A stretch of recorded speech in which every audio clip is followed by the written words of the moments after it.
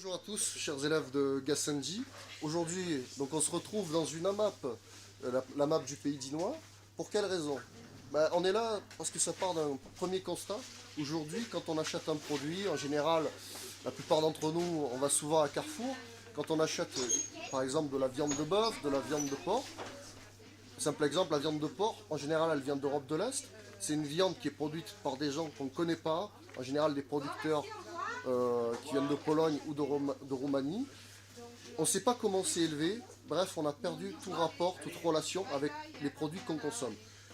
Donc, un constat simple, en France se développe de nouvelles formes de consommation et de production agricole et animale. Ça s'appelle les AMAP. Donc ça ressemble à peu près à ça, une AMAP. Alors, AMAP, simplement, c'est Association pour le maintien d'une agriculture paysanne. Je vous donne deux chiffres rapidement. En 2011, on comptait 1200 AMAP en France. Il faut savoir qu'aujourd'hui, le chiffre a à peu près doublé. On doit être aux alentours de 3000. 28 000 adhérents en 2011. Pareil, ça a à peu près doublé. On doit être aux alentours de 50 000 adhérents aujourd'hui en France. Le principe, il est tout simple. C'est que le consommateur devient un acteur du circuit alimentaire. Quand on achète de la viande en Carrefour, on est simplement spectateur du circuit alimentaire. Donc on consomme de la viande, mais on ne sait pas d'où ça vient, qui l'a fait, comment ça a été fait.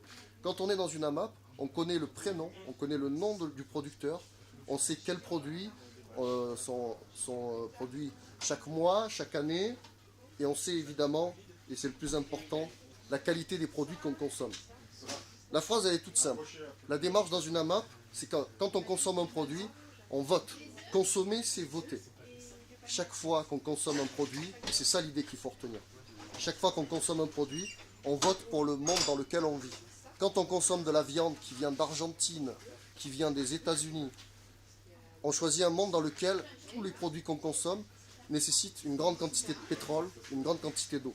Quand on consomme un produit à l'échelle locale, on vote pour un monde dans lequel les producteurs locaux sont favorisés par rapport aux producteurs internationaux, et on vote pour des produits dont on sait où ils sont produits et par qui ils sont produits. Donc on devient un acteur de sa propre consommation. Ça a donné le terme de consommateur. Rapidement, je terminerai sur le fonctionnement d'une AMAP. Le principe est simple. C'est un contrat qui relie un producteur local et des consommateurs locaux. Chaque semaine, le producteur local va s'engager à préparer un panier aux adhérents.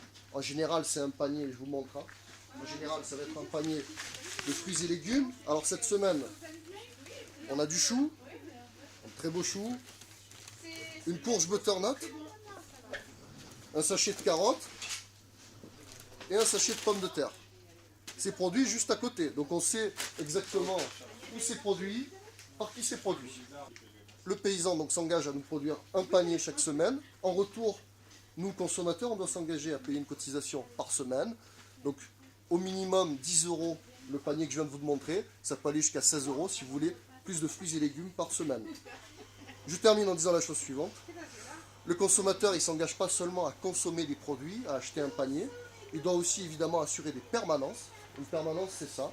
Comme vous le voyez, vous avez deux membres de la marque qui accueillent les consommateurs, qui leur font signer de nouveaux contrats s'ils sont intéressés et qui leur livrent les paniers.